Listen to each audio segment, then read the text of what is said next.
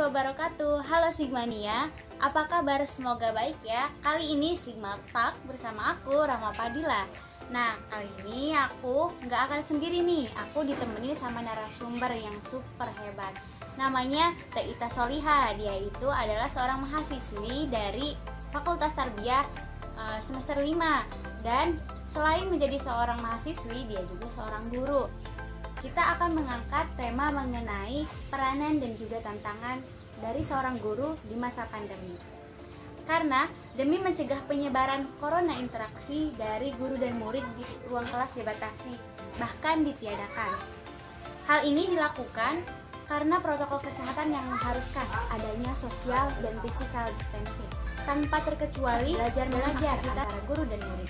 Tentunya hal ini yang menjadi tantangan baru yang harus dihadapi bagi seorang guru. Kali ini Sigma Talk berbeda.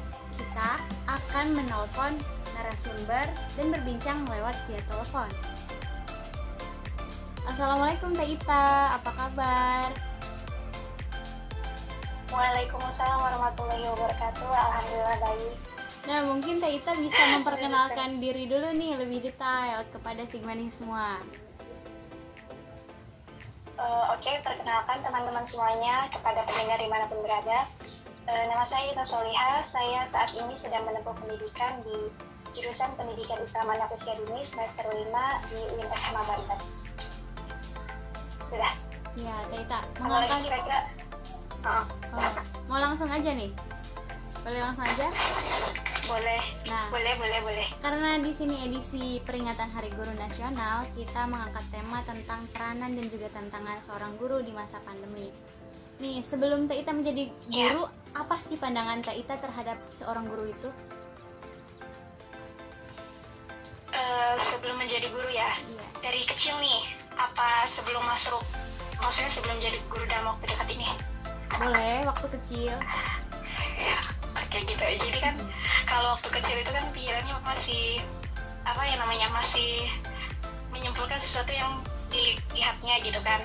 Jadi dulunya tuh mikirnya guru itu ya orang-orang yang mengajar di dalam kelas gitu. Jadi ya seperti kita belajar di kelas reguler gitu kan. Jadi gurunya di depan, terus murid-muridnya mendengarkan. Jadi guru itu seperti itu, dulu mikirnya seperti itu.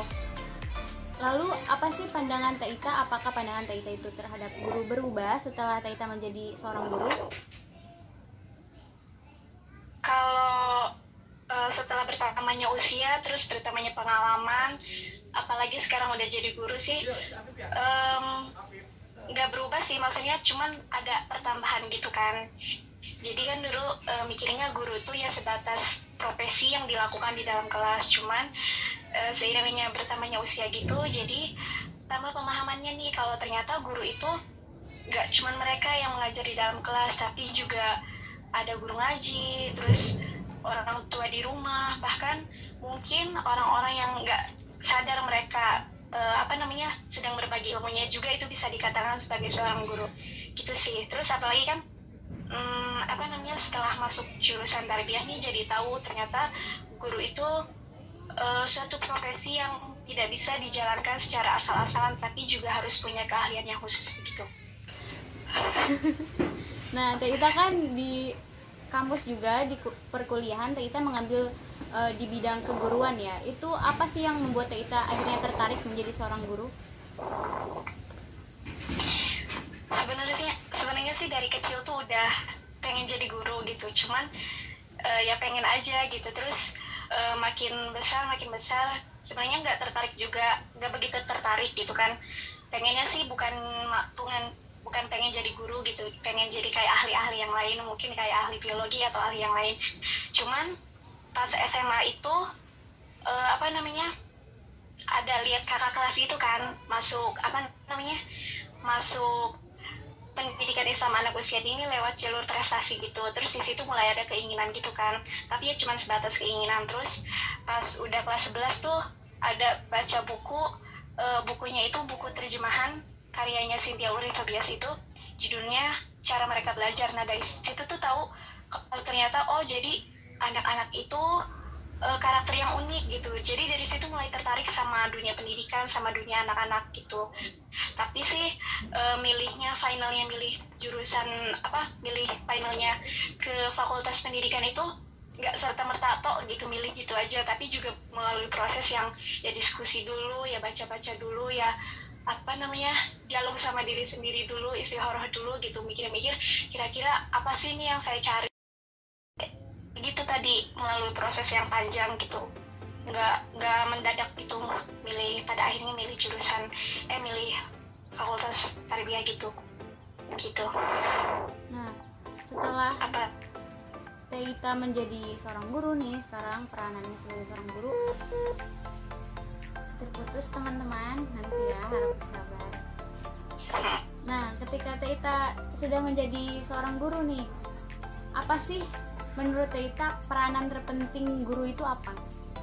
Peranan terpenting seorang guru ya, jadi sebenarnya guru itu ya profesi yang cukup berat sih ya sebenarnya, karena kan sebenarnya kita ini bisa jadi role model buat anak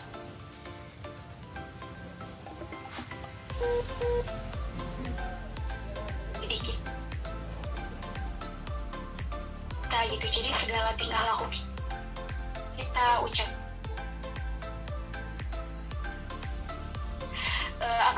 memperbaiki diri kita sendiri. Kita juga di sini punya beban buat tidak hanya mencerdaskan anak-anak bangsa, tapi juga bertugas untuk supaya anak-anak itu bisa hidup dengan mandiri, supaya anak-anak itu bisa mengenal siapa Tuhannya, mengenal apa tujuan hidup mereka gitu. Nah, setelah tadi peranan, apa sih tantangan buat Teita tersendiri saat mengajar, apalagi di masa pandemi seperti ini? Tantangan saat mengajar ya, tentunya kalau tantangan saat mengajar itu banyak hal-hal yang di luar prediksi kita, tapi ya itu tadi, jadi seorang guru itu ya harus penuh dengan antisipasi gitu. Jadi itu gimana pinter-pinternya kita cari pemecahannya, cari jadi problem solver dadakan gitu deh. Terus kalau tantangan di masa pandemi ini ya, ya itu sih paling ya teknologi. Tapi akhir-akhir ini kalau di tempat kita ngajar itu mulai masuk seperti normal lagi. Jadi ya kendala dari teknologi itu ya sudah nggak begitu jadi kendala lah. Nah, Teita, ada nggak sih tips dan saran buat teman-teman yang mungkin mau jadi guru juga nih? Tips ya itu tadi ya, seperti pernyataan tadi sebelumnya, jadi guru itu nggak bisa asal-asalan, harus perbanyak nuntut ilmunya, jangan males buat nuntut ilmu, buat baca-baca buku, denger-denger nasihat, banyak berbagi atau sharing, minta pendapat ke guru kita, ke orang-orang, ke orang tua kita, ke teman-teman terdekat kita gitu. Jadi ya itu tadi, kita nggak bisa hidup sendirian, kita harus punya teman atau punya pihak yang lebih mengerti untuk kita berbagi gitu. Oke, Teita, terima kasih banyak ya atas waktu dan bincang-bincangnya. Semoga pandemi ini sama-sama cepat berlalu dan tetap jaga kesehatan ya, Teita. Amin.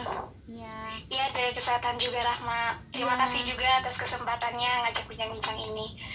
Iya, sama-sama, Teita. Terima kasih ya. Assalamualaikum. Sama-sama.